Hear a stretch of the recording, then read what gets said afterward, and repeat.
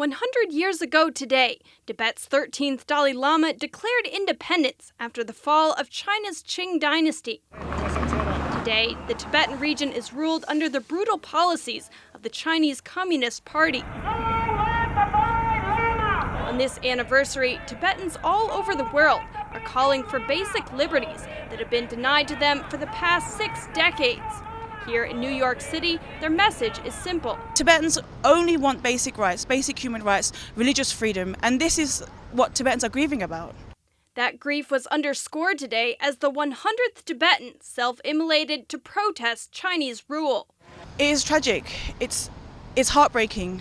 These are precious human lives. Tibetans living under Chinese rule say the situation there is so desperate that many have fled to nearby Nepal, India, and Bhutan. Speaking through a translator, this refugee described the Tibetan region as, quote, hell on earth. Like the monasteries where it used to be the spiritual communities, now they are giving like a political indoctrinations of the communism there. And now even the monasteries are not safe. Tibetans are angry that they have been forced from their homeland. They're showing solidarity with fellow Tibetans still under communist rule.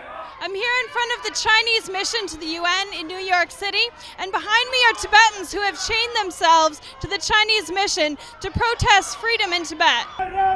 Police watched on and eventually arrested the 4 men, saying they had no protest permit for that location.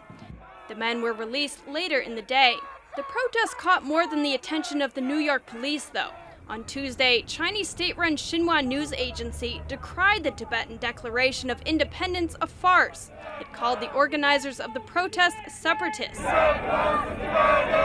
It's a smear campaign to make Tibetans look, they're just putting the blame back on the Tibetan victims for their own brutality, really. Despite the suppression in Tibet, Yoko is optimistic. She believes Tibetans will soon be able to return to their homeland as civil resistance gains momentum. Tibet will be free! Ollie Kellum, NTD News, New York. Tibet belongs to Tibetans!